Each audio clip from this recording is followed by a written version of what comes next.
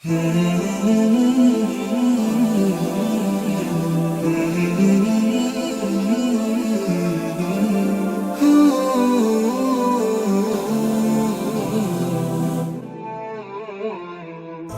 يجدد في Salatu wassalam ala asrul salin wa ala alihi wa sahbihi ajma'in, amma ba'd. Assalamualaikum warahmatullahi wabarakatuh. Mga kapatid sa Islam, nandito naman po tayo para magbigay ng Islamikong pagpapayo patungkol ito sa pagsuko sa problema. Alam naman po natin mga kapatid na ang problema ay hindi palagi parusa mula kay Allah Subhanahu wa Ta'ala. Minsan, ito po ay paglinis sa ating mga kasalanan. Minsan, ito po ay nagpapalakas ng ating pananampalataya. O kaya, ituwid lamang ang ating mga buhay, o kaya ang ating direksyon, ating mga pananaw, o ano pa dyan. At ang pinakahigit sa lahat, ito po ay nagpapalapit kay Allah Subhanahu wa Ta'ala. Kaya, ibig sabihin mga kapatid, ang pagsuko sa problema ay hindi nangangahulugan na ikaw ay tatalikod sa mga responsibilidad. O kaya nawalan ang iyong lakas ng loob. O kaya pagtakas sa mga pananagutan kung saan hahantong ito sa paggawa ng kasamaan. Ang pagsuko, mga kapatid, sa problema, minsan, tinahanap natin ang tinatawag na kapayapaan. Minsan, gusto mo lamang mababawasan ang bigat ng iyong dibdib.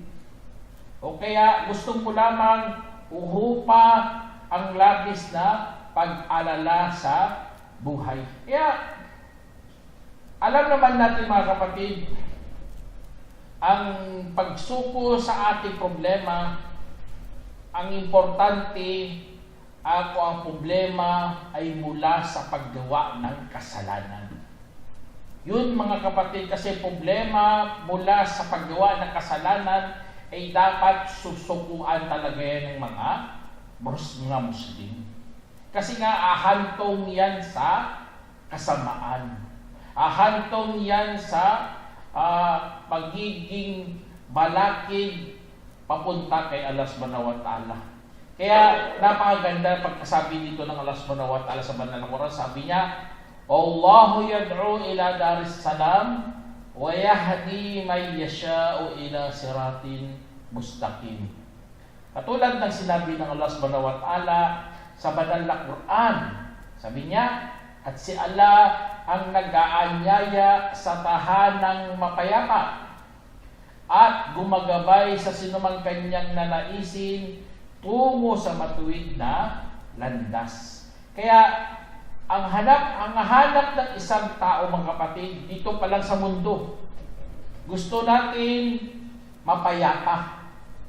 Gusto natin magkaroon ng katahimikan sa lahat ng bagay. Kaya,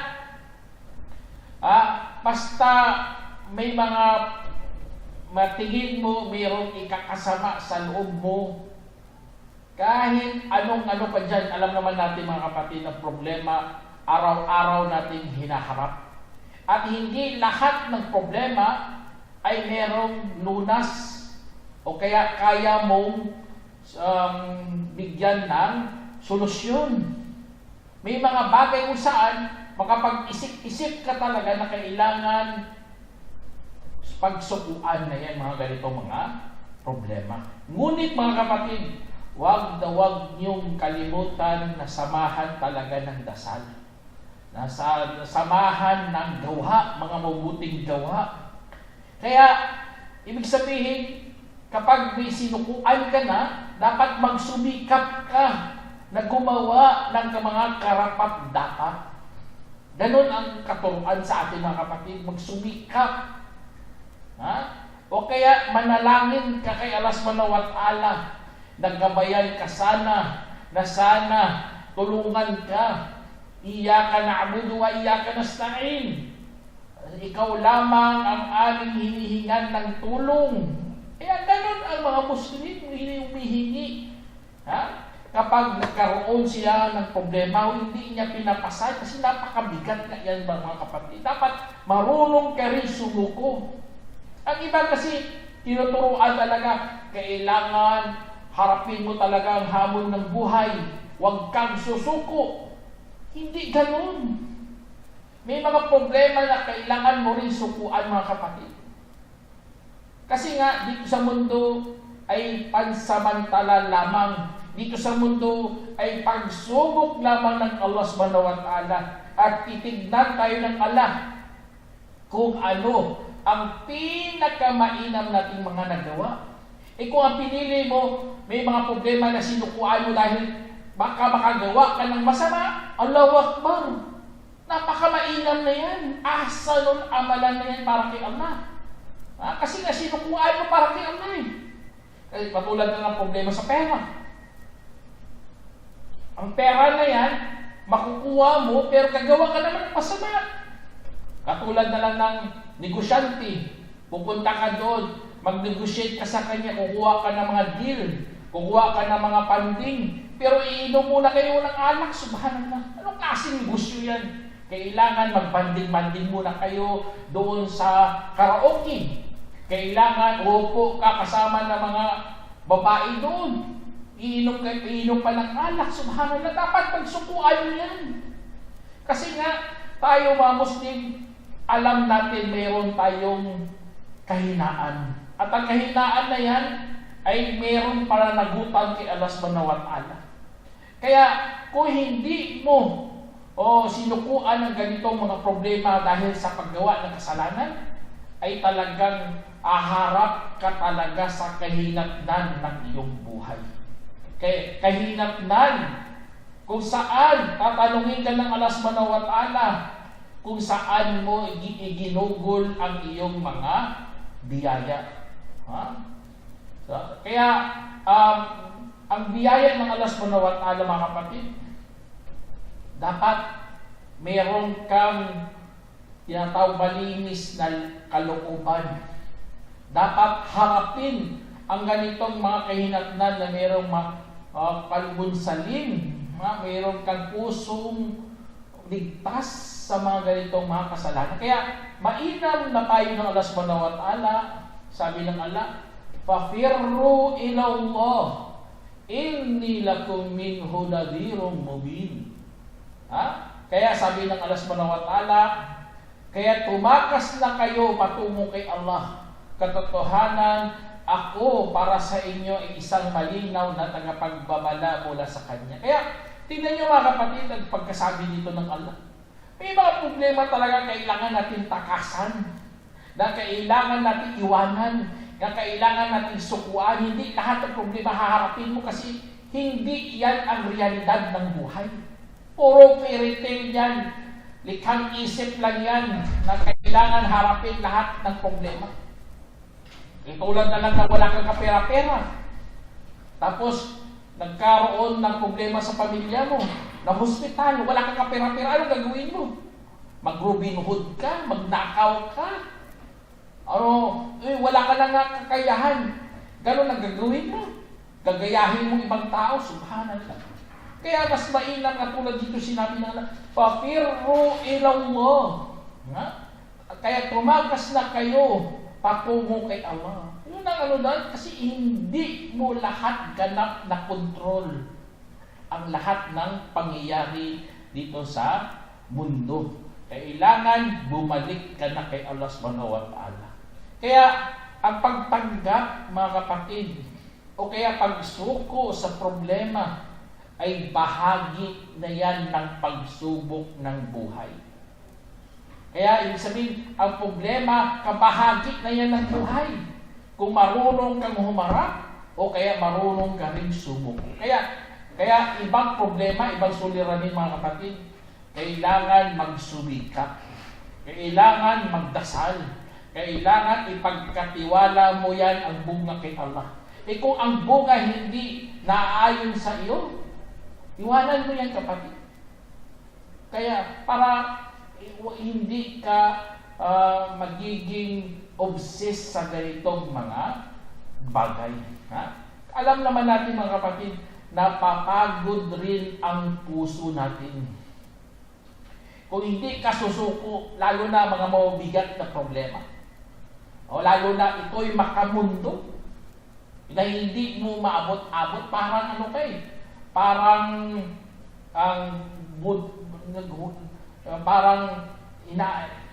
inaabot mo ang buntot ng isang hayop na napakabilis. Alam mo na yung tao, lalakad, hindi napakabilis lumakad. Ang hayop napakabilis, katulad na lang ng mga ibang hayop napakabilis. Lumakad, tumakbo, mabilis. Tapos hahabulin mo yun, subhanallah.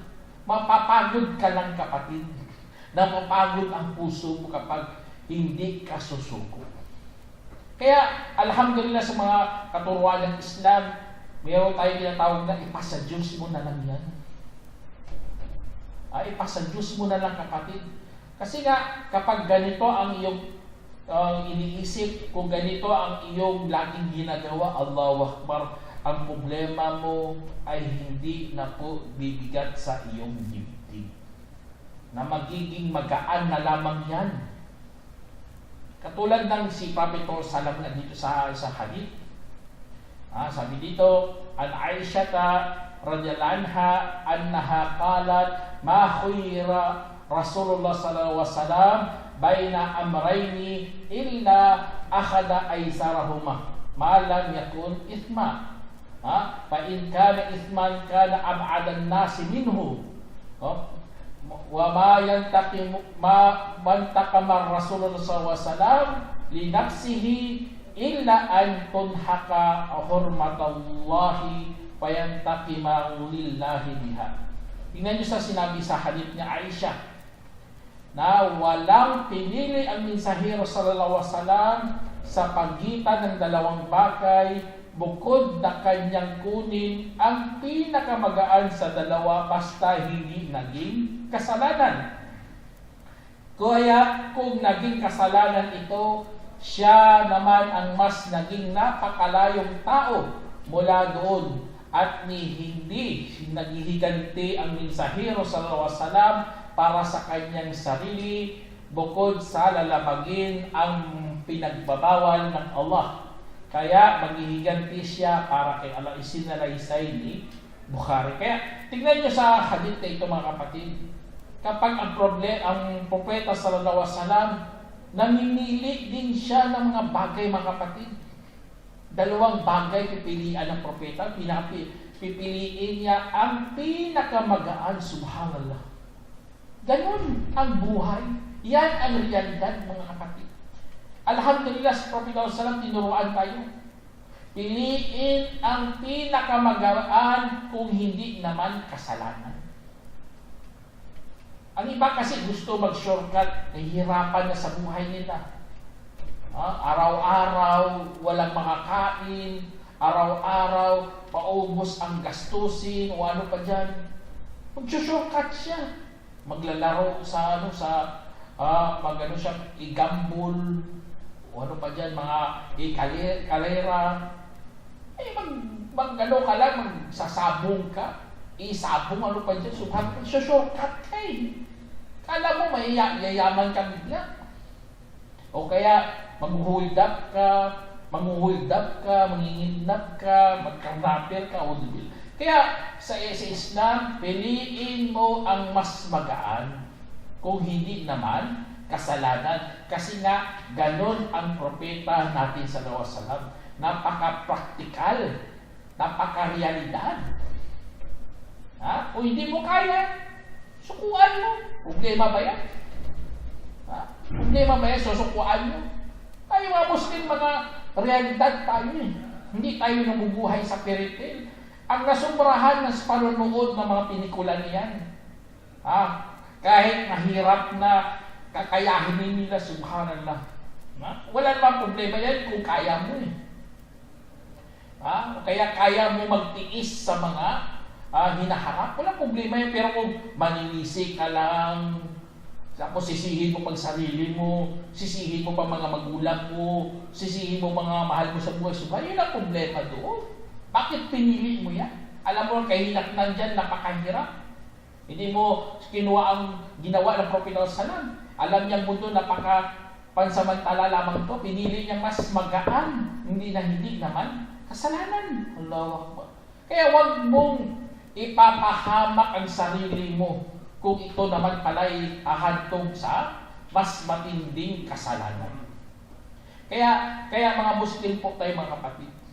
Kaya sa pagpili mga kapatid, na alam naman natin ang buhay natin puno ng problema. Napakabigat ng mga problema. Kung ginugol mo na lamang yan para kay Allah, kung ginugol mo ang kalugod-lugod kay Allah o kamahal-mahal kay Allah, mamahalin ka pa ng Allah subhanahu wa ta'ala.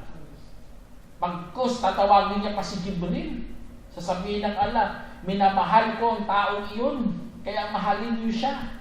Kaya po si Jibril naman tatawagin niya, o mga taga-langit, mahalin yung tao ito kasi minamahalin ng Allah. Kaya mamahalin siya ng mga taga-langit at bababa dito sa mundo ang pagkatanggap para sa kanya. Allah Akbar. Kaya ganun ang ating pag-iisip mga kapatid. Kasi ang problema, paulit-ulit lang yan eh. O kaya hindi natatapos-tapos yan eh. Kaya kailangan marunong ka rin sumuko dyan. Piliin mo mas magaan. Hindi, i-ano mo talaga, tapos ang iba na naman, subhanallah. Kung sa sobrang problema niya, hindi siya sumusuko, kahit siya ng kayod, hanggang nagkasakit na siya, doon na sinisisi niya ng Allah subhanahu wa ta'ala. Naging masama na siya. Naging kriminal na siya sa harap ng Allah subhanahu wa ta'ala. Kasi nga, binigyan na siya ng pagkakataon, tapos yun pang pinili niya, mas mahirap. Tapos, bandang huli, sisihin niya lang pala ng Diyos, subhanallah. Kaya, alhamdulillah tayo, marunong tayo sumuko, mga kapatid. Kung hindi natin kaya, piliin mo mas magaan. Bigyan mo din ng kapayapaan ang iyong kaisipan, ang iyong isip. Bawasan mo rin ang mga alalahanin ng ibang tao. Kung gusto mo yumaman, alam mo naman, hindi ka naman anak mayaman. O hindi ka naman nakapagtapos ng mga matataas ng mga degree. Tapos kahit ka ng kaya, walang problema yun. Magpakayaman ka, pero bandang huli, huwag kang manisi. Kasi iba sinisisi, pati yung Diyos sinisisi na all the way. Hindi niya alam, pagsubok lamang dito sa mundo. Kaya pakinggan niyo sinabi ng Allah subhanahu wa ta'ala, sabi niya, man amila salihan min dhakarin aw untha wa huwa mu'min falanuhyiyannahu hayatan tayyiba wa lanajziyannahum ajrahum bi ahsani ma kanu ya'malun. Katulad ng sinabi ng Allah subhanahu wa ta'ala, ang sino mang gumawa ng kabutihan mula sa lalaki o babae habang siya'y mananampalataya, kung gayon ay bubuhayin talaga namin siya sa napakagandang pamumuhay at sadyang gagantimpalaan namin sila ng kanilang pabuya ayon sa pinakamainam na dati nilang ginagawa. Allahu Akbar. Hindi mga kapatid. Ganon na ganon ang kaloob ng Allah subhanahu wa ta'ala. Ganon na ganon ang gusto ng Allah subhanahu wa ta'ala. Ibig sabihin, kung gagawa ka man lang dito sa mundo, kung pinili mo ang pinakamabigat na problema, hindi ka sumuko, dapat samahan mo yan ng pananampalataya. Samahan mo rin ng mabuting gawa. Huwag na huwag kang aalis dyan. Kasi pinili mo yan. Kasi nga, kung hindi ka magtagumpay dyan, huwag ka mag-alala, meron ka pang ibang pagkakataon. Kung hindi mo ma-achieve dito sa mundo, hindi mo matatamo, hindi mo makakamit, merong napakagandang pamumuhay pa. Yun po ang regalo ng Allah. Yun ang gusto ng Allah. Na tayo aalis na mundo, hindi lugi. Na dapat aalis tayo na papunta sa tagumpay. Yun po ang paraiso ng Allah subhanahu wa ta'ala. Yun po ang kanyang gantimpala dahil sa ating mga pinanggagawa. Allah. Kaya yun ang natin, kaysa piliin mo ang ikakasama mo. Alam mo naman na kapag gagawa ka, hindi naman lahat 100%. tagumpay lagi ang makakamit mo. Minsan, mapapahamak ka pa, minsan mabibigo ka pa, minsan malilito ka pa. Ha? Kaya, tapos, dahil sa mga ganitong mga pangyayari sa buhay mo, na bigong-bigo ka talaga. Kagawa ka na ng kasamaan. Dumila. Kasi sabihin mo pa, hindi kasi ako mahal ng Diyos. Hindi kasi ako ganito Hindi ako pinanganak ng ganito. Galit sa akin ang Diyos. Subhanallah. Hindi, huwag mong sabihin ganun, kapatid. Kasi kapag pinili mo yan, mayroon nang sinabi si Allah subhanahu wa ta'ala sa Quran. Sabi niya, وَمَنْ يُرِدِ اللَّهُ أَنْ يَهْدِيَهُ يَشْرَحْ صَدْرَهُ لِلْإِسْلَامِ وَمَنْ يُرِدْ أَنْ يُضِلَّهُ يَجْعَلْ صَدْرَهُ ضَيِّقًا حَرَجًا كَأَنَّمَا يَصَّعَّدُ فِي السَّمَاءِ كَذَلِكَ يَجْعَلُ اللَّهُ الرِّجْسَ عَلَى الَّذِينَ لَا يُؤْمِنُونَ. Katulad ng sinabi ng Allah subhanahu wa ta'ala, kaya ang sino mang gugustuhin ng Allah na gagabayan siya ay papaliwanagan ang kanyang dibdib para sa Islam. At ang sino mang gugustuhin ililigaw ay gagawing mahigpit na masikip ang kanyang dibdib kagaya sa yaong umaakyat sa kalangitan, gayon din gagawan ng Allah ng kasagwaan sa mga yaong hindi naniniwala. Tingnan niyo mga kapatid, ganun ang gagawin ng Allah sa mga taong ililigaw niya. Kasi bakit mo pinili mo yan? Alam mo naman na ang pinili mo, niligawin ka dyan. Tapos sisihin mong Diyos. Binigyan ka na ng kaalaman, binigyan ka pa ng kalayaan, tapos yan bang pipiliin mo? Alam mo naman, ginawa yan ng Allah para maligaw mga tao dyan, tapos yan ang pipiliin mo. Kaya lahat may mga problema mga kapatid. Kapag pinili mo ang problema na hindi mo kaya, tapos sisihin mo pang Diyos, subhanallah, natalo ka ng iyong pagdanasa. Natalo ka ng iyong pangailangan. Kasi nga, bilang Muslim, dapat piliin natin ang kaya natin. Ang kaya natin, katulad ng kaya natin magdasal, masyadong piliin mo yan. Napakaganda yan. O kaya mo ganito, normal na buhay, kaya mo rin. Sa tayo nga ni Prophet Muhammad Salam, sa tayo na napakamahirap ang mga tao doon. Pati nga asawa niya, pinapili ng Allah subhanahu wa ta'ala sa banal na Quran, mga kapatid. Kasi alam natin na meron tayong sariling pagpapasya. Kung susukuan mo ba ang problema o hindi. Katulad ng sinabi ng Allah subhanahu wa ta'ala, Ya ayyuhan nabiyyu qul li azwajika in kuntunna turidna al-hayata ad-dunya wa zinataha fata'alayn umatti'kunna wa usarrihkunna sarahan jamila.